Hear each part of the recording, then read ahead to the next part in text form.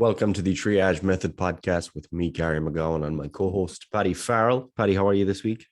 As per usual, I am fantastic. I am over my bout of COVID where I had a nice little tickle in my throat. But other than that, yeah, I'm all good. No real complaints. It is nice being able to, get out of the house, move around, do that kind of stuff rather than just sitting in the same four walls, looking at them, fucking just getting older, barely having any fresh air, even though like I have a balcony, I do like, get fresh air and stuff. But it is nice getting out. And that kind of does tie in nicely with the podcast topic today in terms of, there's other stuff in life than just all this health and fitness stuff. But how are you, Gary? How has college been? How has work been? How has life been for Lord Skinny Gaz? Life is good. We had Storm Baja in Ireland, which, took down some trees, some weak, frail people who did not work on their gains coming into the winter. But otherwise, all good, Went swimming in the violent way. I didn't really, pro water safety, although I would have liked to. But yeah, life's good. Fantastic. So, Gary, what are we talking about today?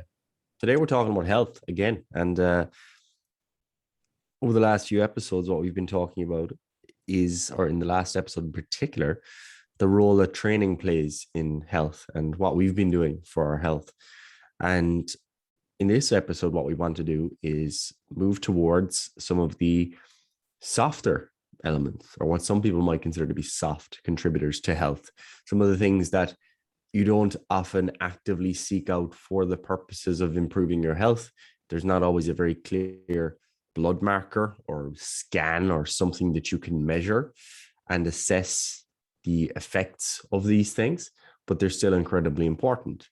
And those are the things that affect your, or the things related to your personal life, your career, even your day-to-day schedule. How do you spend your time? Your family, your religiosity or spirituality, and so on. So all of these things that are very much central to one's life, but not often tied into health and fitness contributors, yet very much related.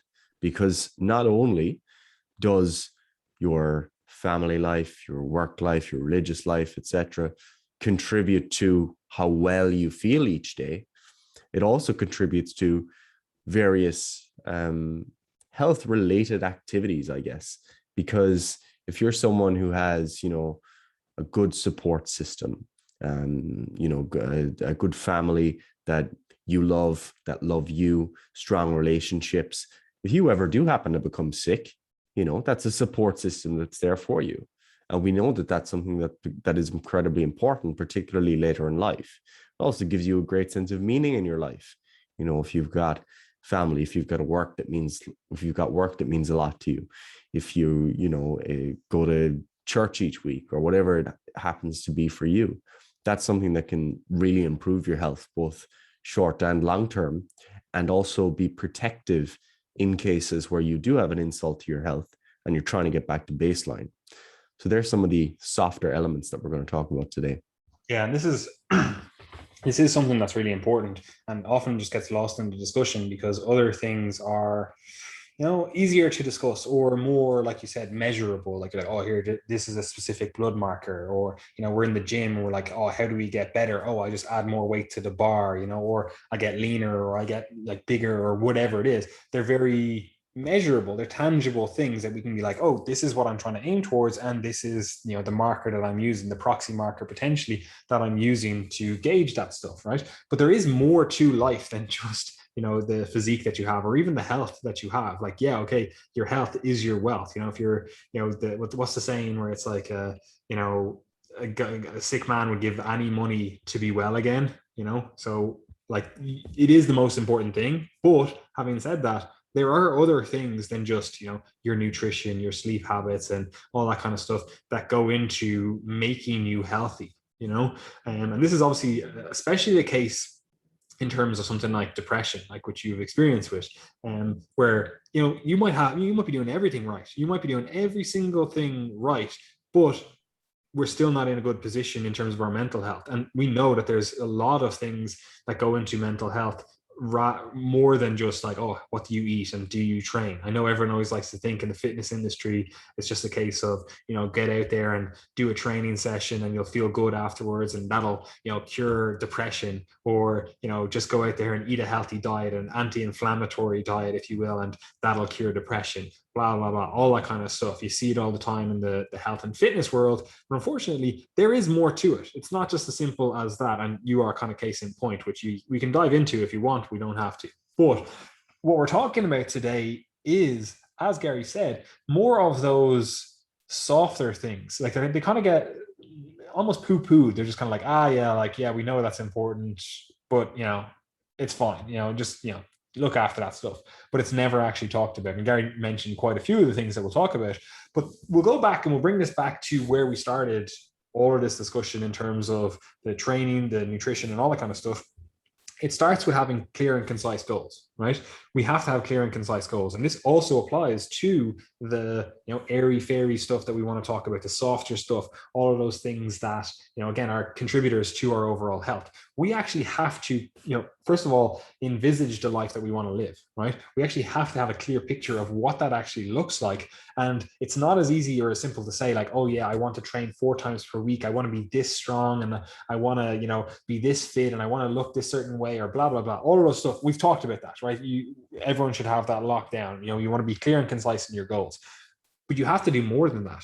You actually have to build out the life that you want to live, right? And there's a few different ways you can do this. First of all, you can actually go through the logistics of your ideal day. Like, what does that actually look like for you, right? What time do you wake up? Are you looking after the children? Are you not having children? Like, are your children there? Are they not there? What's the story from the very off, right? Are you going to a place of work? Are you staying home, especially in this era of work from home? Are you someone that enjoys going somewhere? Are you someone that enjoys like having the flexibility that being at home offers, the lack of a commute, et cetera, et cetera? Like, you actually have to sit down and take your time with this and design out that actual ideal day. Now, nobody's day ever is ideal. Nobody ever has that like, this is perfect, and what you want right now may not be what you want in 5 years time, 10 years time, or even a week's time, but we have to build out that image of what we're actually aiming towards, because if we don't, you end up in a situation where you're 5 years into whatever it is that you're doing, work, I don't know, education, a relationship, whatever the fuck it is. You're 5-10 years in, and you realize you're like, I actually hate this stuff. This is not what I want. This is not what I'm building here, or what I'm doing here is not aligned with what ultimately I want to be doing with my life, right? Like, that happens far too often. And then it's a case of, do you then break everything down? Do you stop the work that you're doing, find a new job, stop the education, switch careers, do whatever it is, and basically start from scratch? Is that what you want to have happen? Is that like, do you want to find yourself in that position? And unfortunately, a lot of people do find themselves in that position where they have that desire, but they then continue just going in the same beaten track because, they've got that like sunk cost fallacy where, oh, I've already put in the 5 years, I might as well just keep going, even though they are deeply unhappy or they just do not feel fulfilled in their life, right? And unfortunately, again, you can go to any number of, pubs on a weekday night and see lads sitting around the fucking bar talking about like, oh, I could have been someone, or I could have done something, or I could have, whatever. And they just never actually achieved anything because they never actually spent some time and actually like map this stuff out. Yeah, they had an idea of, oh, it would be nice to be able to do this, but they never actually sat down and be like, what does an actual day look like to bring me towards that? Is it an idea that I have? I like the idea of, squatting 300 kilos, but I actually don't like training. Like, those two things are dichotomous. You're not going to achieve that 300 kilo squat. Now, obviously, I'm relating it back to fitness stuff because that's predominantly what this podcast is about. But it applies to all this other stuff that you also think about. Maybe you do want to have like a job that pays you 100K per year or whatever it is, but do you want to work the 50, 60, 70 hours? Like, is that what you want? Or are you willing to trade off, a lack of enjoyment in your job? If you're like, yeah, I do my 9 to 5, it's not that enjoyable, but the money is good. Are you willing to trade off that 9 to 5 and only accept whatever 30K? And you're still like, yeah, I hate the 9 to 5, but the money's actually not that great either. But I'm willing to sell my hours for that. Like, you actually have to sit down and plan that stuff out. And unfortunately, again, a lot of people just don't, right? And we can call that the kind of the logistics of your actual day, right? And we can call it are you actually looking at the implementation stuff? Are you actually sitting down and looking at, oh, this is how that would actually look when I actually implement it? It's not just this case of, oh yeah, 4 days of resistance training, that's what I need to do. Is it the same as the idea in your head as the implementation? Like, when you're actually doing those 4 days of resistance training or whatever it is that actually what you want to be doing? Like, obviously there has to be this bit of a trade-off where you're not going to enjoy it every day. There's going to be some days you're like, oh, I wish I just got that extra hour in bed, asleep or whatever. But are you motivated enough? Are you like, do you enjoy the outcome and the process enough to keep going with that for the next 10, 20, 50 years or whatever it is, right? We have to actually sit down and think about that stuff, right? And I'll let you jump in here, Gary, as well. But you can do that from that perspective. You can do that from let's look forward. This is what I want to do. I'm building my ideal day. I'm building my ideal month, my ideal life, whatever, right? You can do it from that perspective, but you can also do it from the back end perspective and look at it from you being on your deathbed. Like, would you be happy having achieved X, Y, Z? If you're looking back and you're hopefully, because you listen to the Triage podcast, you're 120 years old, you're on your deathbed and you're like, I'm actually really happy with the way my life turned out because I achieved this X, Y, Z. And I know everyone always says, like, you want to look back and have no regrets. I don't think that's realistically possible. Like, most people are going to have some regrets. If you don't have any regrets, you probably didn't live life to the fullest. There's no way that you accepted every single opportunity that was available to you. You have to close down some opportunities, and that's just the way it is. Like, even think about it, like, you're in a relationship, for example. Do you think that there's not other relationships available to you? 100% there is, and you might be like, oh, like, I didn't close down any opportunities because I don't commit, but that's still choosing an option. It's choosing the option of not committing, so you have to look at this stuff and you have to go, okay, I'm sitting on my deathbed. Am I happy about X, Y, Z? Am I happy about, what I achieved with my career? Am I happy with what I achieved with my family? Am I happy with what I achieved with my social life, my friends, my, extended, whatever you want to call it, social unit? Like, what actually would make you happy looking back on your deathbed, because this is really important to do, especially in this day and age where a lot of people will say stuff like, oh, I don't want to have children, and oftentimes, like, they don't. That's 100%. Like, there's obviously people that just don't want to have children, or they probably just shouldn't have children, right? And that's perfectly fine. But a lot of people say that when they're in their 20s, and then realize in their 30s, they're like, fuck me, I actually wish I had children, and that's guys and women, like, you actually need to think of it from the back end. And this is the unfortunate thing where you don't know what you want even in the next week, in the next year or whatever. Like, you're obviously just going with the flow to some extent. But exercises like this, like planning out your day and planning out like what that looks like for you, the logistics and the actual implementation, and then also, planning out what your fucking sitting on your deathbed looks like looking back, like that kind of stuff, it's actually really important. Anyway, Gary, I'll let you jump in because I've just been waffling on. Yeah, absolutely. I think the example of having children is kind of a good one to reflect on, because it's such a classic example for people in their 20s or early 30s. It's one of those dilemmas. And I think if you're thinking of health long term, it provides a number of interesting lessons, because I suppose, like, one of the objections to having kids, a lot of people would have would be that they don't want to sacrifice their freedom, that they're effectively trying to cling on to youth, that I want to stay young. I don't want to be out of that phase of my life. And they almost view the loss of freedom that comes with having kids as sort of entry into a new life stage and the point at which they stop living for themselves. And that's something that you kind of think of as being negative when you're in that mindset. Like you're like, oh no, I want to live for myself.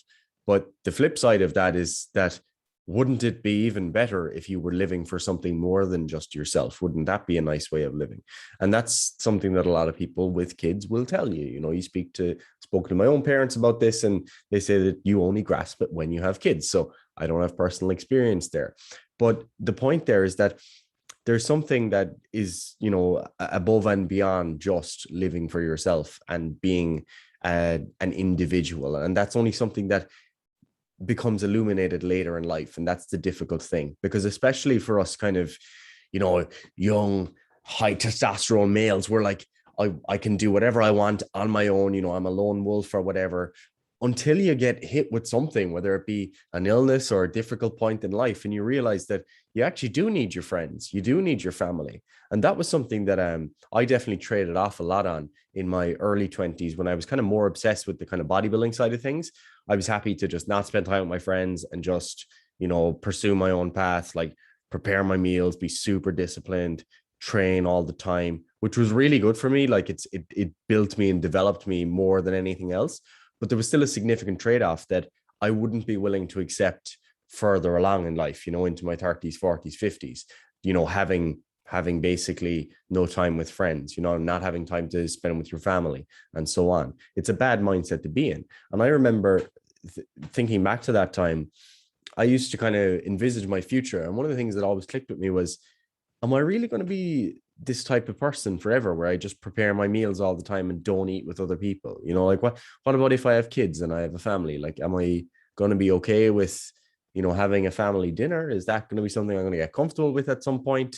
And it's not that I would never do that, but it was just at that time, I was in that mindset of 4 to 6 meals a day, prepared from scratch by myself, eating from a lunchbox. And I thought about my future, and I was thinking, God, I don't know if that's something that I want in future.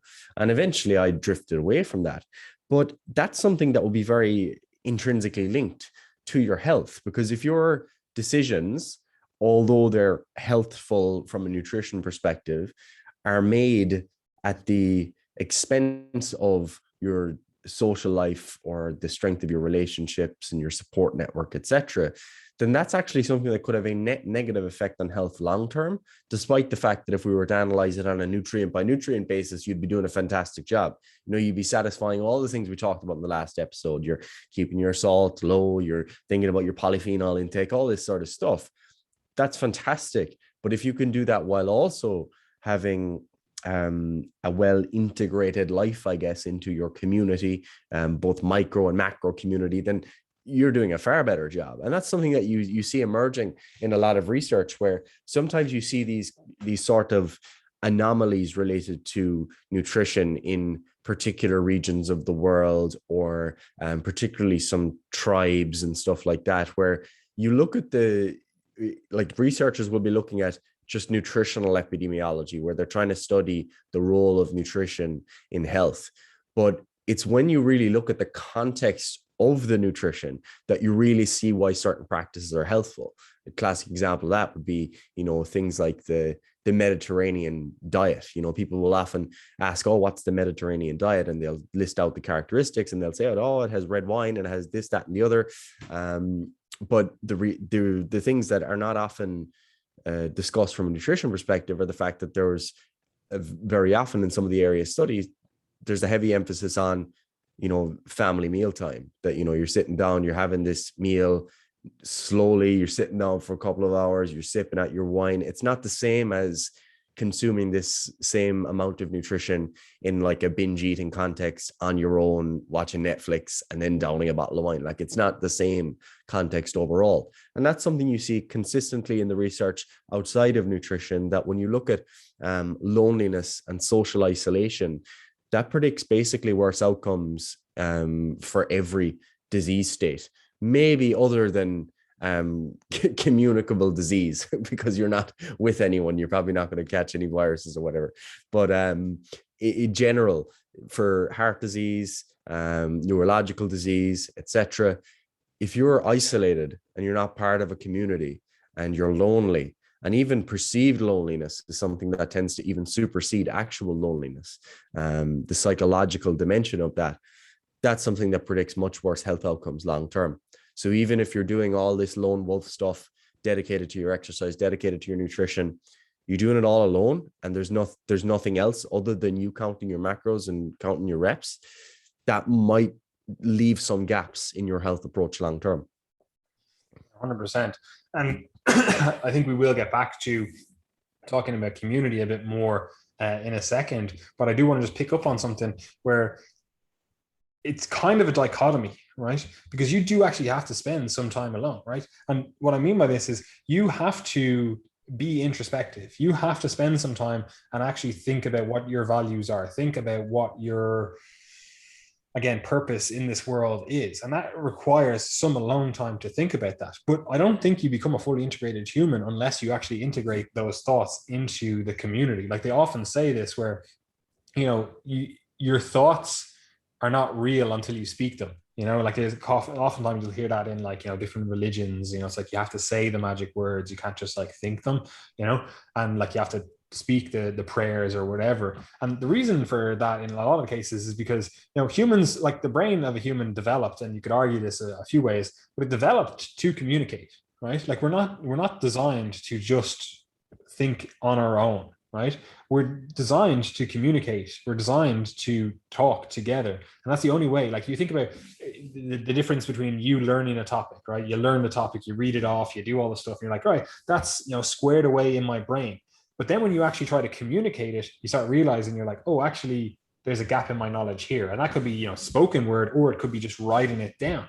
It's only when you actually, make it physical, whether it's through sound or it's through writing or whatever, that it actually exposes the, futility of what you thought you knew, or the lack of what you thought you knew, right? And it's the same with the real world. Like you can sit down and you can think out, like, this is the type of person that I am. This is the type of person that I want to be. These are the goals that I have. But it's not until you actually make them real, whether you talk to other individuals about it or you actually show it with your actions, that it's actually something that, again, is real, right? So there is this kind of dichotomy here where you do have to spend some time being introspective. You do have to spend some time thinking, but then you have to integrate that into some form of community, whether it's a small, community, your family, your friends, maybe, or it's the larger community in terms of the world, the country that you're in, whatever it is, right? So that is something that we have to be aware of. And one of the things that I find a lot of, or hear a lot of, because obviously we speak to a lot of people in terms of through our coaching and through social media, whatever, but a lot of the time people are looking for distractions rather than looking for that deeper thought. And I think that's changing a little bit in terms of you do see the rise of long form podcasts, and that's kind of a little bit more deeper thinking, especially some of say something, I don't know, different psychologists, different modern day philosophers or whatever, they'll put on a 3 to 5 hour podcast, they'll record it talking to some, I don't know, other philosopher or whatever, and people listen to it. They'll have seminars in different countries and thousands of people will go to it, right? So I think people are looking for more than just the average everyday mundane distracting thoughts. But at the same time, we often don't actually sit down and think these things through, or actually spend some time being introspective and actually, listening to our inner compass, or actually, what would be the word, consciously speaking what we believe, in terms of you might be oh, I'm a good person, but you're not actually a good person because you like to think you're a good person, but all your actions are the actions of a bad person, or what you classify as good is not what everyone else classifies as good, or whatever it is. Your conscious and your subconscious are not the same, they're not congruent, right? And a lot of people just distract themselves from ever actually being introspective and ever actually listening to their feelings, and they'll do it with social media, they'll do it with TV, YouTube videos, whatever, rather than ever being alone with your thoughts, right? Even reading a book, it doesn't have to be reading necessarily, but even talking to someone, listening to a podcast, whatever, a lot of people are still looking for that next distraction because they don't actually sit down there and think. They don't actually sit down there and, analyze the thoughts that come up in that moment, and this is why people in this modern age, they do look for stuff mindfulness practices, like being present and stuff, because they've never actually been taught how to do this stuff. They've never actually done this stuff. So it's hard, you know, and that's the case. It is hard. So I do think a little bit more of that kind of introspective, like looking in, does actually help and contribute to better health down the road, purely because you actually become a more congruent human. Like you actually become the person, like, I don't know what the word would be. It's kind of hard to describe, a more whole person, because it's, you don't have this dichotomy between like self and, you know, or mind body duality, if you want to call it that. It's like, no, you are just you.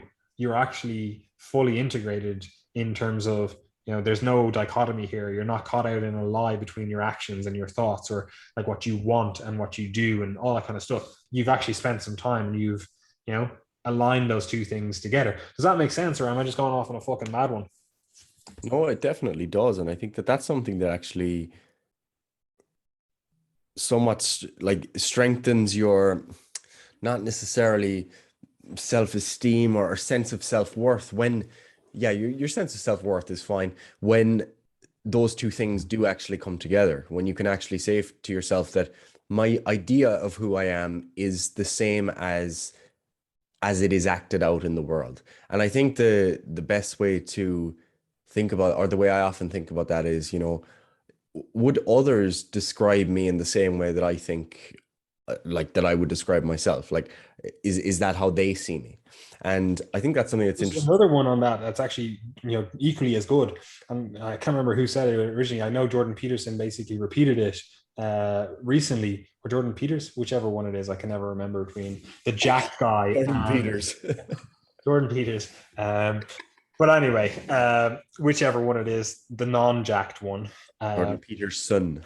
Jordan Peterson, he did repeat it recently, but basically it's the concept of, are you actually a good person or are you just a harmless person? Mm-hmm. Right? Like if you are a good person, that means that you have the ability to do evil, right? Because you are choosing actively, you know, choosing to do good rather than to do evil or to do bad, right? If your only option is to do good, right, because you're harmless, like you could never actually harm someone, you could never hurt someone, you could never, you know, meaningfully impact someone's life negatively, like you're not a good person, right? Like you might think you're a good person, but you don't actually have the capacity to do evil because you are a harmless individual, you know, and you aren't able to hurt someone physically, mentally, spiritually, whatever, because, or for whatever reason. And as a result of that, you think you're a good person, but you've never actually had to exhibit goodness. You have never actively had to choose goodness. You have just passively chosen goodness because you cannot do harm to another person. You know, for example, like, why do I follow the law? Gary, why do you follow the law? Right? Like why? You know, like you're a big enough guy, you're, you know, you do jujitsu, you know how to fight, you know, all these things. Like, why don't you just go in and take whatever the fuck you want? Right? Or, you know, just buy a gun and now you're, you know, stronger than everyone, you can fucking shoot people. Like, why don't you do that? Right? You don't do that because, again, you want to be integrated in the society, you want to be someone that's actually a good person.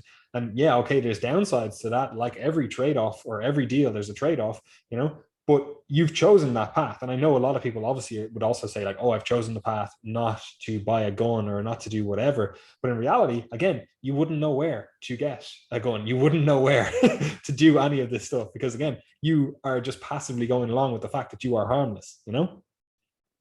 Yeah, absolutely. There was something that I was going to repeat there. Oh yeah, a kind of a softer example here, rather than going into, you know, like you could be a Nazi prison guard type thing, would be, what was I going to say there now? Oh yeah, a classic really soft example of this is like the way that people judge celebrities. I think this is a great example because people often judge celebrities because they, let's say, they're overindulgent with their spending or their drug habits or this, that, and the other, whatever it happens to be. People are very judgmental of that, including me, to be honest, you know. And I think a lot of people are like, they see people buying yachts and they're like, oh, that is disgusting, that's despicable, there's people starving. But you actually haven't, you don't really have a right to judge that because you've never actually, you're not able to do that.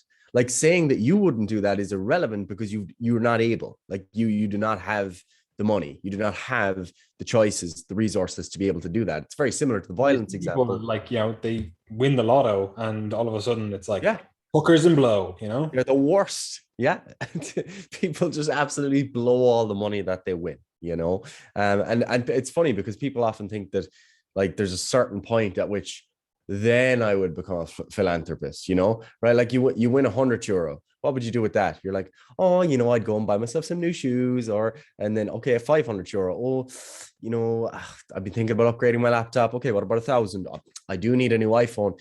Like that is while it seems a lot different because you're talking in sums of like hundreds of thousands and millions, it's the same fundamental decision at the bottom of it. Why did you not decide to go just leave the iPhone and actually give it to just someone on the street if you're such a good person?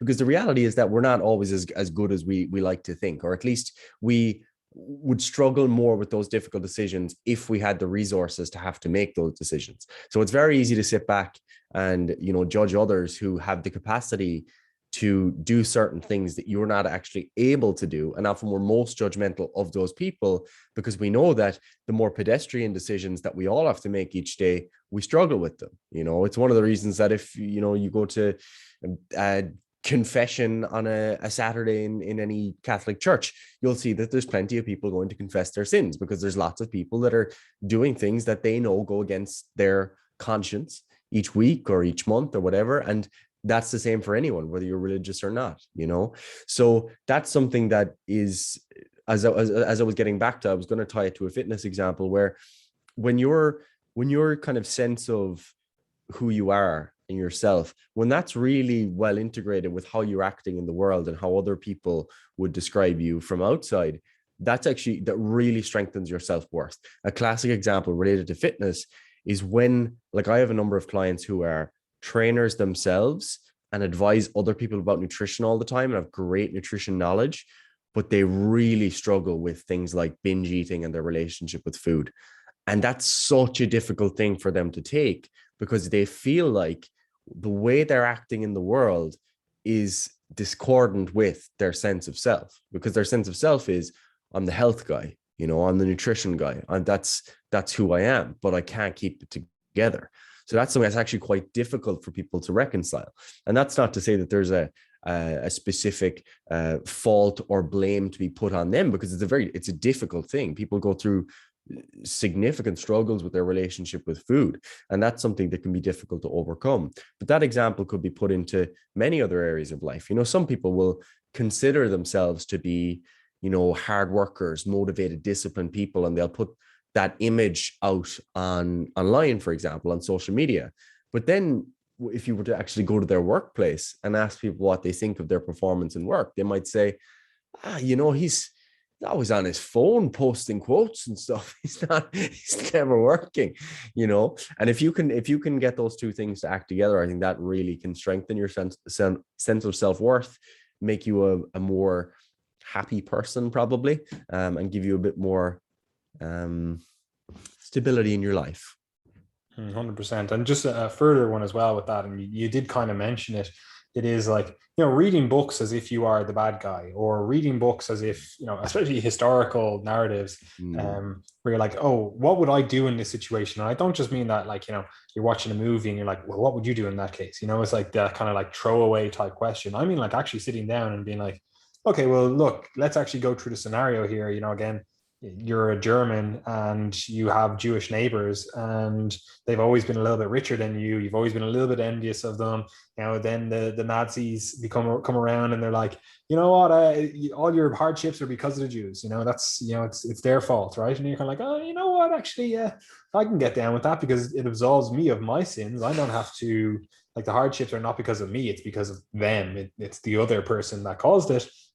And then they start talking about, like, actually, let's kick them out of here. Like, oh, and if you kick them out, like, you can get their house, you can get their riches, and you can do that. And you're like, oh, well, you know what? Actually, I think I will do that. And like stuff like that. And you think that wouldn't be you, but history would say differently because it has repeatedly happened. Obviously, the classic example is the Nazis, but it's happened loads of places. Ukraine is probably an even better example than the Nazi.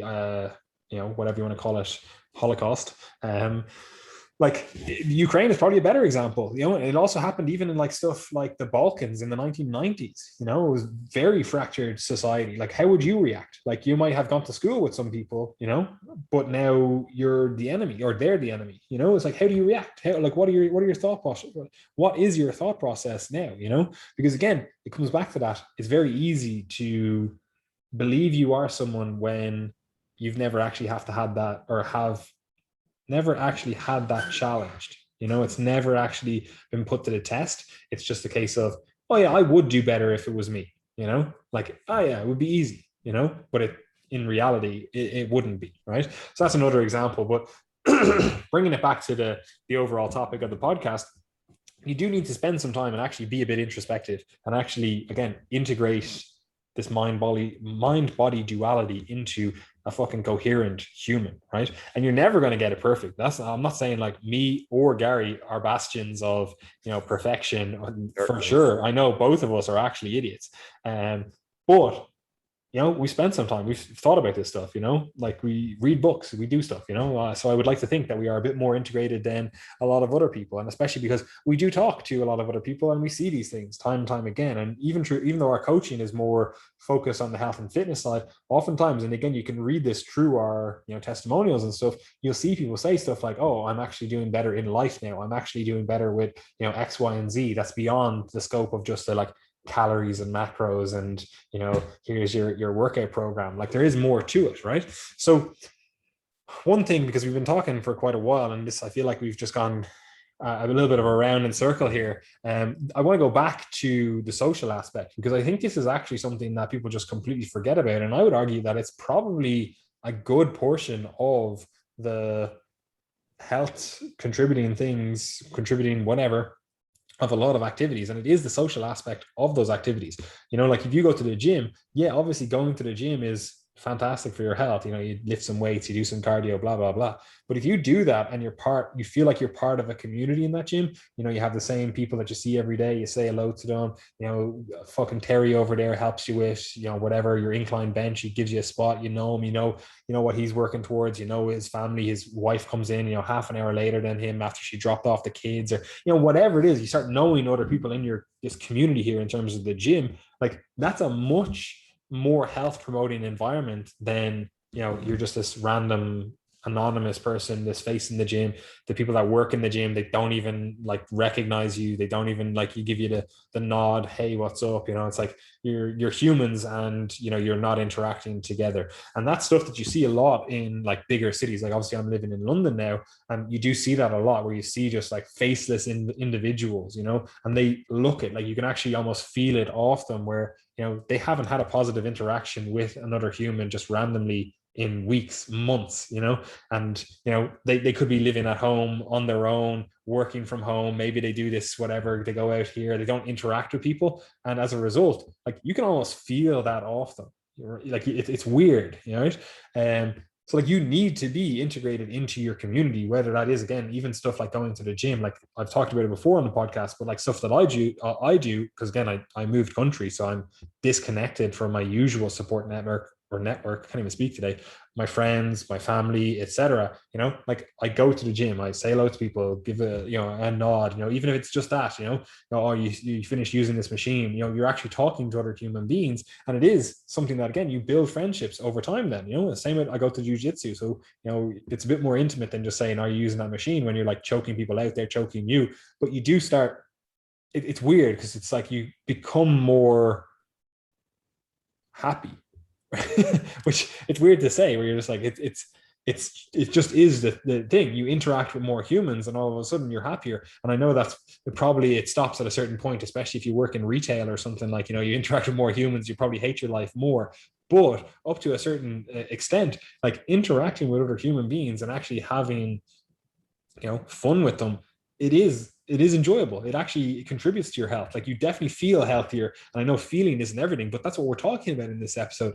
It is that kind of subjective stuff, you know? Like, do you think the difference between the muscle gain from the workout you do, where, you know, you do it on your own, you fucking get your headphones in, you're real psyched up and your head eyes down the whole time and you never talk or interact with anyone, versus the workout that you do, you know, the exact same workout, but you have a laugh with your friends there, you know, you interact with a few different people, they help you in the gym, blah blah blah. Like, do you think the muscle gain difference is going to be, you know, huge? Yeah, probably not, but I can tell you which one of those individuals is going to go home way happier, right? Like you might be happy, yeah, from the first example, going, yeah, I hit a new PB in the gym, but you're going to be way happier thinking like, oh yeah, I hit a new PB in the gym, and remember Terry and fucking Mary and whoever else, like I was, you know, they're great banter and whatever, you know, like it is something that you have to do. And again, it's very easy in this modern world, especially if you live in a big city, because I know we have a lot of listeners from a variety of different, you know, big cities like LA and different things like that,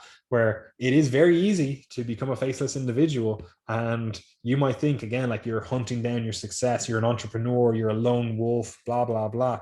But it's probably not doing your health any good to be that individual, you know? So do you have anything to say on community, Gary? Because we could spend, you know, hours talking about this, and I do have a few more points I want to bring up.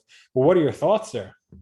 Yeah, I just think that that's something that is really important for you to reflect on, because it's something that you can gloss over, but you want to ask yourself, right, as you listen to this podcast, what are the core communities that you are part of, you know? And that could start with the small and then kind of zoom out and ask yourself what your role in that community is. You know, it's actually something it's taught in many different religions, really. But if you look at the catechism, the Catholic Church, one of the things that's in there is like that the human being is basically not complete, or not doing its job unless you're integrated into your community. That it's not enough just to be, you know, a good person or someone that you feel, you know, you're on the path or whatever. You're also integrated into your community. And you can see how that's really beneficial, because if you have a strong community, it means that everyone else benefits from whatever it is that you're developing, so that your individual pursuits actually rub off on everyone else.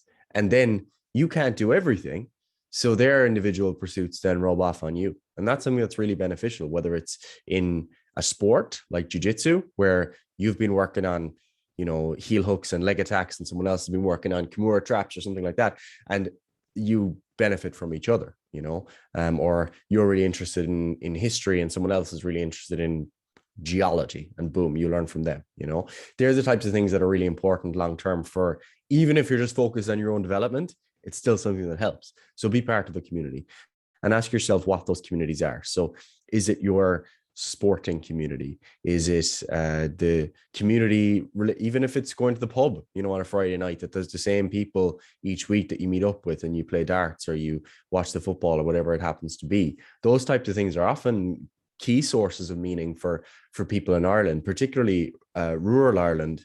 And it's something that often gets mocked, because if you look at the Healy Ray politicians, you know, people often think of them as a bit of a joke because they've got funny accents and they say some ridiculous things, but they actually make a lot of good points a lot of the time, because what they're often arguing for is they're trying to be the voice of rural Ireland. You know, people who they might live, you know, 5 kilometers from the next house, and every Friday night, you know, they go to the pub and they meet up with the same 5 or 6 people, and they're the only people they see in the week, and they're in their 70s or their 80s.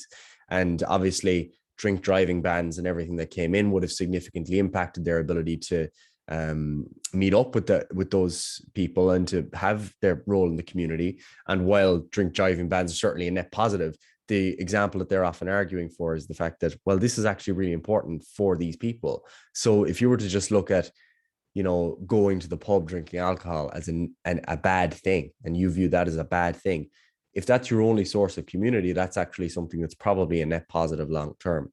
So when you're thinking about those health behaviors, I think, and their relationship to community, you do have to do a bit of an analysis, you know, like, because if you're listening to this and you're saying, oh, time to go to the pub every single night, and like, that's obviously a net negative for health. Okay, there's a point at which it becomes that net negative, much like if you were going to go and train and you go and do a 4 hour run out of nowhere, that's going to be a net negative for your health. So community, think about the community that you have access to at the moment, how that can support you. You know, if something did go wrong, your house got flooded, you were sick, whatever, do you have people that can support you? And if not, are there ways that you could begin to develop some of those relationships and strengthen your role in that community? And that's the kind of key point. The way I said it there is your role in that community, because it's about you giving something and then them giving something back, and it's reciprocity really. And yeah, that's very protective for health long term. Yeah, just going back to that kind of pub example, like I remember even my granddad on my dad's side, like he used to just walk down to the pub every day. That was his thing. You know, he'd walk down to the pub, have one or two, walk back. Now, again, he lived within like 15 minutes of the pub. That was probably his only exercise. Yeah. You know, and then when he wasn't able to do that because he had like heart complications, he basically just sat at home all day. You know, and like the difference in terms of like the person that walked to the pub versus the person that just sat at home all day, like you might look at that and go, oh, he's drinking, you know, 2 pints of Guinness per day, you know, that's bad health, you know, whatever. But that was what was keeping him going. That was what, like, you know, that was the focal point of his day, you know. And like he was, you know, fought in World War II, lived through the fucking everything. So like you can imagine like his life, you know, as a microcosm of many other people's lives, in terms of imagine what happens when you just get disconnected from your community, right? Like all of a sudden you are not, like you're not in the community anymore. And again, the pub is the example here in this one where it's like, you know, you're just brought out of that, right? The community is still there, you know, they're thriving over wherever, but you're no longer in it. What would happen to that individual? You would naturally think, okay, well, that person's going to have worse health outcomes because they have been taken out of their community, their whatever. You know, same again, if you were to just, I don't know, be plopped down into a different country, you didn't speak the language, you weren't able to communicate with anyone. Like, do you think you're going to feel good? Do you think you're going to be in a good position? No, obviously not, right? So you want to be part of a community. And that means, again, like you said there, it is that kind of reciprocity where you have to give something to the community, as well as, you know, the community has to give something to you. And if you don't have that in your life, you know, you're going to have to do something to foster that, whether it is, you know, I don't know, getting a job that has you working in the office. You know, you might be like, oh, work from home is great because I can just roll out of bed. But if that leaves you disconnected from your actual, like, you know, any social situations, it's probably not going to be great for you, you know, especially if you like, if you just live at home, work from home, don't interact with anyone ever, you know,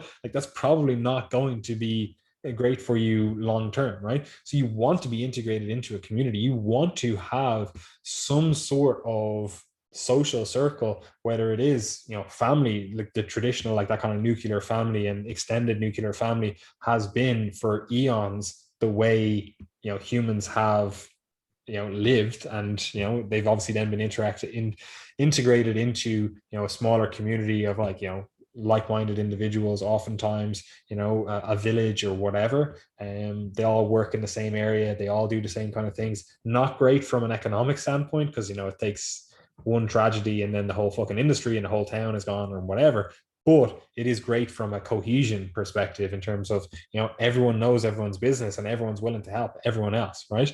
So again, if you're not part of a community, you're going to have to get yourself part of a community, whether that's making more friends in the gym, whether that's, again, getting an office job and going into work and, you know, talking to people in work, you know, meeting up with them outside of work, whatever, or the friends, family, whatever that you have currently, and actually engaging with them and actually doing stuff. You know, oh, are you doing something on the weekend? Like, let's do something, blah, blah, blah, organizing stuff. You know, you're going to have to do that if you want to get the best health, because again, it goes back to that thing where, you know, you look back on your life and you're whatever 80 years old because you didn't interact with anyone, you didn't have any friends and family, versus the Chad 120-year-old triage listener. You know, like you're looking back and you're 80 and you're like, oh, like I have no one here for me, I have no friends, no family, I didn't, you know, cultivate those relationships, you know. And maybe again, like it is the case that the only thing that you ever interact with people is down the pub, and then you get a leg injury, now you're sidelined, a hip injury or something, and it's like, right, it's just downhill from there. You know, there's no one else able to help you. You know, you didn't cultivate those relationships, you didn't have children, you didn't do anything like that, right? So you want to be part of a community, right? It's plain and simple. I think everyone listening to this will in some way agree with that. There are other ways that you can do this. Again, traditionally, there would have been some sort of spiritual outlet for this as well. Like you have some religiosity or some religion or whatever. Fortunately or unfortunately, like that's not really the case in the modern world, although people do try to fill that God-shaped hole in their heart with different things, whether it's whatever. Anyway, so you can do that, and you can gain a community in a negative way as well. So you do have to watch out for that. But even then, even if it is a community that we would probably say is a negative community, or it's not helping society as a whole move forward, it's probably helping you in terms of your own individual health. Anyway, Gary, do you have anything to say on that? I don't think so. I think that covers the community point pretty well. Fantastic. Well, do you have anything else to say on this kind of, again, softer aspect, whatever you want to call this stuff, the integration of the human? Do you have anything else to say that would contribute to health? Because again, like we could talk about this stuff all day. There's so many different things, but basically we're advocating, spend some time actually getting to know yourself, right? And then integrate that into society, and then be an integral part of your community, whether it's, again, helping out in your neighborhood, your family, your friends, your fucking job, your whatever. Like, be someone that other people are happy to be around, and you will probably be happier in the long run. Yeah, absolutely. And I think the one way to begin to reframe some of these things in your head is to start thinking about the difference between, like, what I just call fast reward versus slow reward. Some people will say, oh, one is the dopaminergic system and one is serotonergic, which isn't exactly correct, but fast reward versus slow reward. What I mean by that is that, basically trading something off currently for something in the future. But it's not necessarily as simple as that either, because there's a certain feeling of satisfaction that you get after a day of work. It doesn't feel like that sharp, acute reward that you get from, I don't know, eating something sugary or taking drugs or something along those lines. It's not that fast hit that you get that's then gone. It's this more, slow basal drip of satisfaction. Like, yeah, you know what? I did something that was useful there. That was a good day's work. I did myself proud there. Similarly, like if you've ever been to like a family event, or it's Christmas Day or something like that, where it's kind of a big day and you're spending time with your family and you're like, do you know what? This is nice. There's something nice about this. My heart did a little flutter. It's like there's a feeling there that's just a bit more than that kind of short-term acute reward that you get. And I call that the kind of slow reward that you're looking for over time. And that's generally, I think, what your decision should be made in relation to you. What makes you feel that bit more whole, that sense of happiness or reward that's a bit more sustainable in the long term, because that's ultimately what you're looking for, to up your kind of average level of satisfaction with your life, rather than just the peaks that you get through partying or something along those lines. That stuff is fine, but on average, you're looking for that slow reward.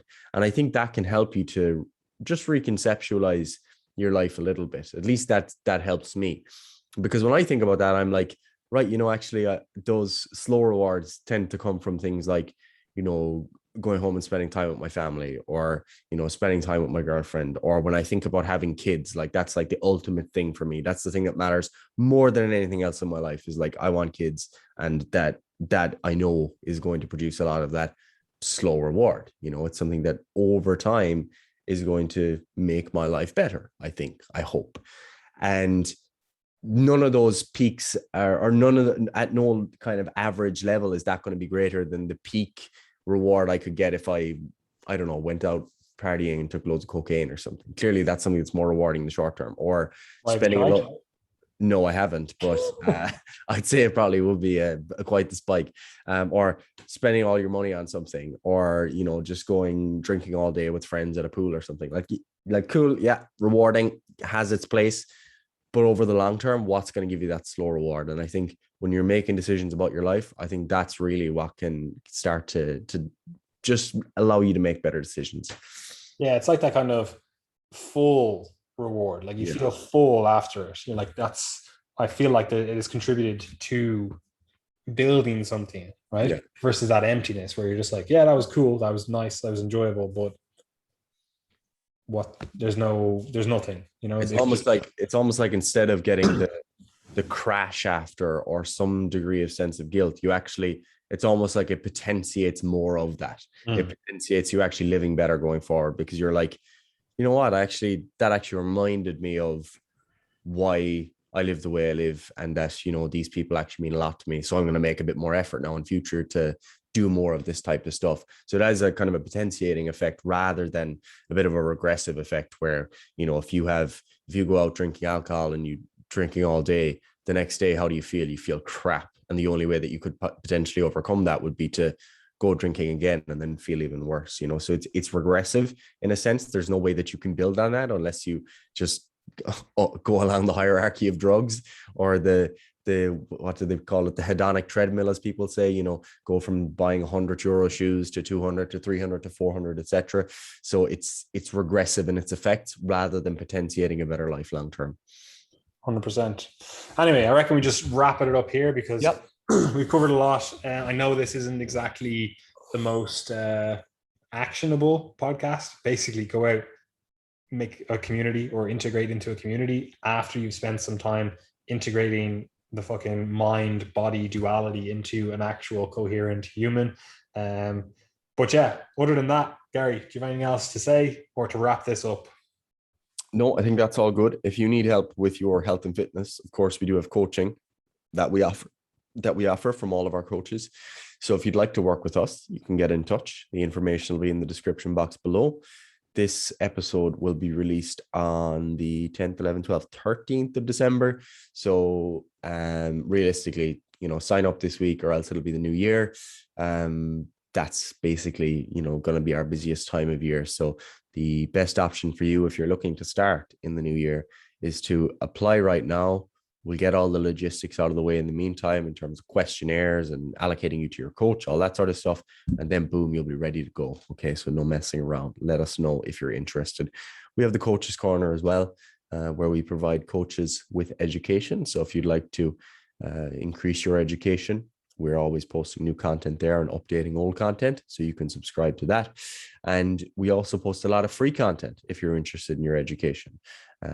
That includes both trainees and trainers. If you follow Triage Method on Instagram, along with our coaches, who you can find in the following section, then you'll be able to get a lot of free education. We post multiple times each day. So you're talking somewhere between 15 and 25 posts a week, all free. And, you know, they're pretty long form, detailed posts a lot of the time on topics that are very much of interest to the vast majority of people who are interested in health and fitness. 100%. Anyway, I have nothing else to add. I hope everyone enjoys the holiday period, and then I hope everyone's ready to fucking rock and roll come the new year. Woo! Check.